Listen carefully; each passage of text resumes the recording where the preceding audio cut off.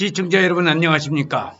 이제 2025년도 설 연휴가 이제 끝나고 이제 2월서부터는 다시 우리가 일상의 생활로 돌아가야 되겠습니다.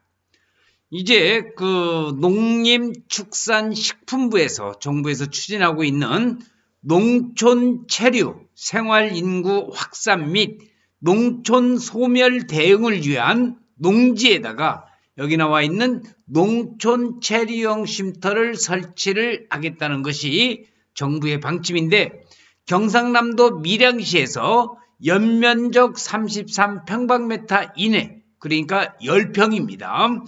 농지법 시행규칙 개정에 따라서 설치가 가능하다는 그러한 경상남도 밀양시의 보도자료가 있어서 여러분들에게 설명을 드리는데, 한 가지 알아두셔야 될 것은 경상남도 밀양시뿐이 아니고요, 충남 아산시라든지 경북 봉화군이라든지 이런 몇 군데는 지방자치단체의 조례에 따라서 설치가 조례가 통과가 됐기 때문에 농촌 체류형 쉼터 설치가 농지법 시행규칙 개정에 따라서 설치가 가능한데, 혹시 이 방송을 들으시는 분들께서 우리 동네도 되겠구나, 그건 아닙니다. 제가 집중적으로 연구하고 있는 용인시 토지와 안성시 토지가 있는데, 용인 안성시는 아직 지방자치단체의 조례가 정해져 있지 않았기 때문에 농지법이 시행이 되더라도 조례에 따라서 정해야 되기 때문에 아직 농촌 체류형 쉼터 설치는 안 된다는 겁니다. 그러나 이제 지방자치단체별로 조례에 따라서 밀양시나 충청남도 아산시라든지 경북 봉화라든지 이제 몇 군데가 있어요. 그런 데는 설치가 가능하다는 것이 오늘의 의견이 되겠습니다. 농촌 체류형 쉼터 도입, 도시인의 주말 체험 영농과 농촌 체류 확산을 위한 임시 숙소 등으로 활용하기 위한 시설로서 시설 규모는 연면적 33평방미터 이하, 그러니까 10평입니다. 데크 정화조 별도입니다. 일정 면적 이상의 영농활동 의무가 있고요. 제한지역은 최소한의 안전확보 및 영농 피해 방지 목적을 위해서 분기 위험지역 등 특정 지역에는 설치가 제한이 됩니다. 쉼터로 전환 가능한 농막, 우리 농막이 있었죠. 20평방미터 이하로서 한 6평 정도가 있었는데, 이제 농막을 쉼터로 전환이 또 가능하다는 겁니다. 자, 그런 내용을 오늘 한번 정리해서 말씀을 드릴 수 있도록 하겠습니다. 자, 농촌 체류형 쉼터 알아보기입니다. 농촌 체류형 쉼터가 도대체 뭔지. 자, 오늘 발표된 경남 밀양시는 최근 농지법 시행규칙 개정에 따라서 농촌지역 생활인구 확산과 농촌경제 활성화를 위해서 농촌 체류형 쉼터를 농지에 설치할 수 있게 됐다고 오늘 밝혔습니다. 기존에는 농지에 임시숙소를 설치하려면 농지 전용 허가가 필요했죠. 농지 전용 허가를 받지 않으면 우리가 숙소를 설치하지 못했는데, 이번에 농지법 개정에 의해서는 이번 개정으로 인해서 여기 중요한 게 나옵니다. 농지 전용 허가 없이도 연면적 33평방미터, 그러니까 건축 면적이 10평이에요. 10평. 10평 이내에 가설 건축물 형태로 체류형 쉼터를 설치할 수 있게 됐다는 겁니다. 이게 중요한 거죠. 그래서 기존에 농막도 아니고요, 주말주택, 전원주택 아니고 이 농촌 체류형 쉼터 10평 이내에 데크와 정화조는 별도입니다. 농촌 체류형 쉼터는 방제지구, 자연재해 위험 개선지구 등 안전기준 준수가 필수입니다. 그러니까 아무 지역이라도 농지에다가 막 짓느냐, 그건 아니라는 겁니다. 쉼터 위에 잔여 농지는 반드시 농작물 경작 등에 이용을 해야 되고요. 설치하는 사람은 건축법에 따른 가설 건축물 축조 신고 후 설치가 가능하답니다. 농지법에 따른 농지대장 정보 변경 신청도 필요하다는 내용 알아두시면 좋겠습니다. 그러니까 여러분들이 참고적으로 알아둘 것이 이제 농지법이 시행규칙 시행령까지 개정이 됐으니까 아무런 농지에다 막 지을 수 있느냐? 그건 아닙니다.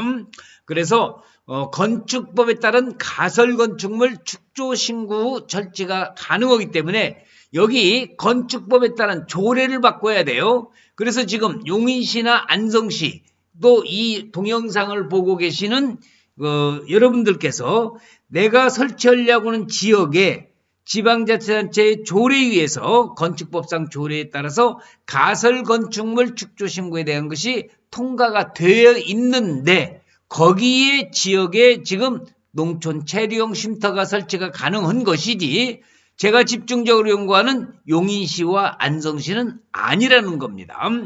자, 여기 농촌체류용 쉼터의 사진 모습이 나오고 있네요. 농촌체류용 쉼터는 연면적 33평방미터, 그러니까 10평 이내에 가설 건축물로 설치가 가능하고 처마, 주차장, 오수처리 등의 부속시설도 일정 면적까지는 연면적에 합산하지 않고 설치할 수가 있다는 내용이 중요한 내용이 되겠습니다. 자, 다시 한번 말씀을 드리자면 여기 처마라든지 주차장, 오수처리시설, 정화조 이런 부속시설은 우리가 별도로 설치가 연면적 여기 10평 이내 여기 합산하지 않고 별도로 설치할 수 있다는 겁니다. 쉼터는 사람의 일시적인 거주를 위한 시설입니다. 방제지구, 자연재해, 위험개선지 등의 설치는 제한이 됩니다. 쉼터 내에 소화기와 단독경보용 감지기 설치를 의무화해야 되고 또 농촌체류용 쉼터가 설치된 농지 이외, 남은 농지가 있죠. 이 잔여농지는 농작물, 경작 등에 이용을 해야 된다는 거 알아두시기 바랍니다. 자, 멋진 농촌체류용 쉼터에 이러한 멋진 그런 실제 모습들이 사진으로 나와 있습니다. 이렇게만 살고 있다면 얼마나 편하고 좋겠냐마는 아무 데라도 다 설치되는 것은 아닙니다. 이거 꼭 좀 여러분들이 참고적으로 알아두셔야 되겠습니다. 농촌체류용 쉼터를 설치하는 사람은 건축법에 따라서 가설건축물 축조신고 후 농지법에 따른 농지대장 정보 변경 신청을 통해서 쉼터 설치 사항을 등재를 해야 됩니다. 그러니까 각 시도 조례가 있잖아요. 건축법에 따른 이런 조례가 정해져야 되기 때문에 아직 안 돼 있는 시도 조례가 많이 있다는 거 참고적으로 알아두시기 바랍니다. 전기, 수도, 오수처리 시설 등은 개별 법령에 따라서 별도의 신고 절차를 거쳐야 된다는 거 꼭 알아두시기 바랍니다. 그래서 농막은 아닙니다. 지금 말씀드린 것은 농촌체류용 쉼터가 되겠습니다. 시 관계자는 이번 개정을 통해서 농촌체류용 쉼터가 스트레스에 지친 도시민에게 쾌적한 환경에서 농촌 체류를 체험하면서 힐링할 기회를 제공하고 농촌 체류 확산 효과가 클 것으로 기대를 하고 있다고 이야기를 하고 있습니다.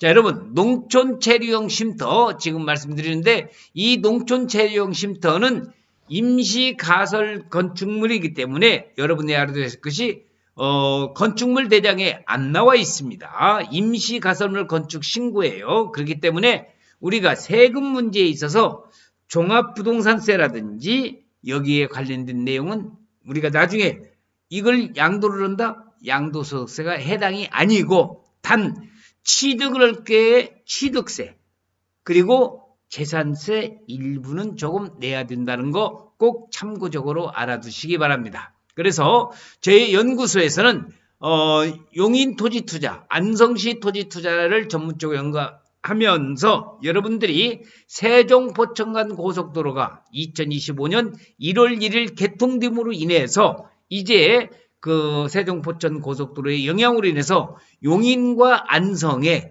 이런 농촌 체류용 쉼터가 찾는 많은 분들이 계실 걸로 판단이 되고 있습니다. 그래서 농촌 체류용 쉼터와 용인시 토지, 안성시 토지 투자에 관심이 있으신 분은 여기 전화번호 010-5477 2808로 전화를 주시면 되겠습니다. 그래서 오늘은 농촌체류용 쉼터 지금 지방자치단체별로 이제 속속 조례를 정함으로 인해서 연면적 33평방미터 이내, 그러니까 10평 이내에 지을 수가 있고 데크라든지 또는 주차장, 정화조 설치는 별도라는 것을 여러분들이 알고 계시면서 농림축산식품부에서는 농촌 체류 생활 인구 확산 및 농촌 소멸 대응을 위한 농촌 체류용 쉼터 이러한 설치를 허용을 했다는 거 다시 한번 말씀을 드리지만은